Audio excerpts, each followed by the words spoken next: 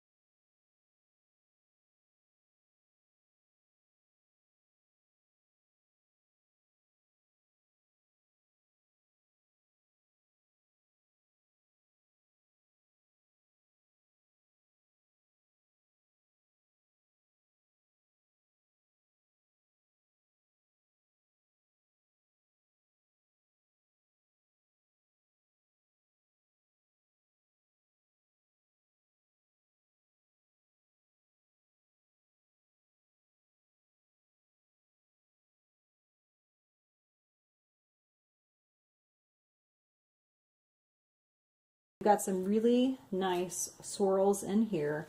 Now, again, like I said in the beginning, with the loaf sizes or the mold sizes, I had actually done kind of a cross between based on how many bars this is supposed to make and how much weight it's going to be. So it didn't fill them up all the way. I'm going to have to kind of play it by ear when I cut it and let it cure and see how big they are and what the weight is to see what I need to adjust the recipe, because with what I did, I should get the same weight as my normal bars, but obviously didn't fill the mold up all the way. So again, anytime you get a new mold, you kind of have to play with it, because I don't want to fill it up all the way and have bars that are a lot bigger or whatever than I normally had. So we'll play it by ear. What I'm going to do is, I've got some really nice swirls in there, but as you see, I had to kind of take some out of this one. I'm going to try to get a little bit more of the colored batter out and put it kind of in the middle, just so that has some little swirls. But I'm going to leave this like it is. It is very fluid still, so I'm going to probably let it sit for a little bit longer, and then very carefully put it in the oven to bring it to gel phase. And then we'll come back tomorrow sometime to unmold it and cut it and see how it goes. We're back, and it's 2 days later. I did have to let this sit an extra day because it was super soft. And this one I poured first. This one was the one I poured second, and this one I had to leave in even longer. I don't know why, but it sure stuck like crazy. So this is the bottom side, and that mold, actually I did cut off a chunk of them already. That mold that I have left nice lines in there. If I can pick this up, there we go. Nice cutting lines. So we're going to flip it over, and there's moisture on there because it's kind of humid, it's been raining. So that's that side, and then we have the other side. So I can show you right here that, get some light in there, have a little bit of the swirls in there. And the last time I made this, I should have brought one along with me. I had to kind of cut off a thin layer so you could see those circles. So I'm going to go ahead, let me show you this one too. Let's see where I cut it. There we go. So you can see those circles in there. So I'm going to probably shave off a little bit. I do need to wait because this is still really, really soft. So I'm going to fast forward, but I'm going to pause the video really quick and go grab one of those bars of soap so I can show you what it looks like. Okay, I'm actually just finished with the last farmer's market of the season, so I conveniently had these here at the house with me versus at the shop. But you can see those awesome swirls in there. And this one I just did a kind of a swirl design on there, and it had more layers. I did a lot more colors in this one, and really the middle bars, actually I think this was, you can see that circle right there, that's probably right where the middle is.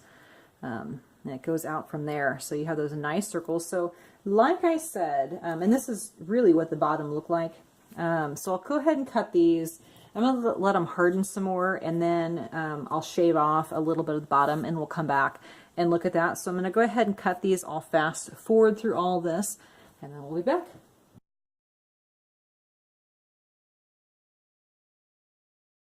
I'm going to stop here and come back and cut tomorrow because these are still very, very soft. And I don't know if it's a fragrance oil or what is going on, but they're still very, very soft. I did do a liquid discount, not as much as I usually do, but like I said, they're still super soft. And I don't want to really mush up the bars, because see with my knife is a mess. So I'm going to clean up those edges as much as I can, and then we'll come back tomorrow.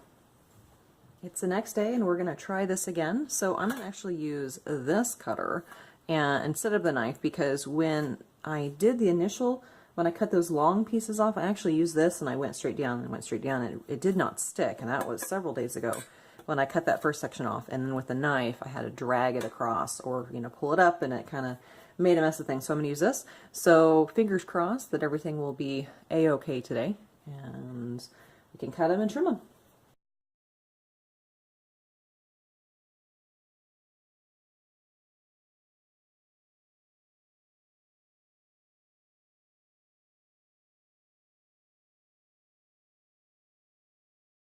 They were still pretty soft, not as bad as yesterday, but I'm going to go ahead and smooth out these edges as much as possible, trim the sides, and then I'm going to let them sit. I'm actually going to a show here, so I'll have to take care of them when I get back, and then we'll trim off this layer, shave off that little thin layer. I don't want to do it right now because it'll stick really bad, so we'll come back for that video.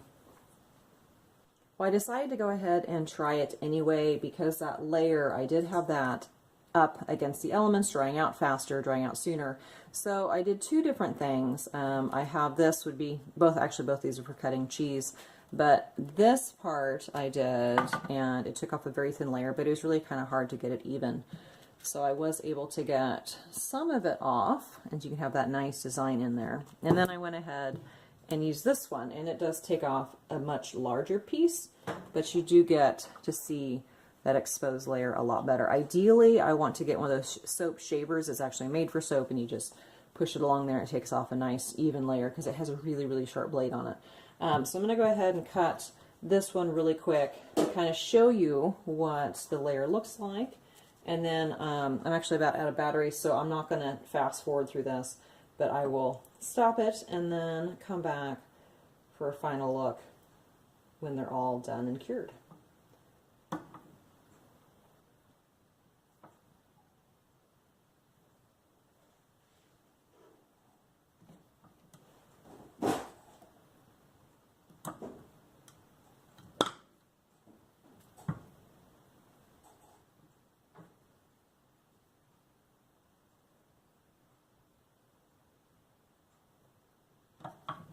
Okay, as you can see, it takes off a much, much bigger layer and that wire just likes to kind of bend around, so it's really hard to get a nice even cut with these. But that design is really, really cool. So like here, that's pretty much what it looks like on the bottom. It's really hidden, but once you cut through it, you get that really awesome design there. So I'll smooth it out, go ahead and finish trimming up the edges, and then we'll come back for a final look.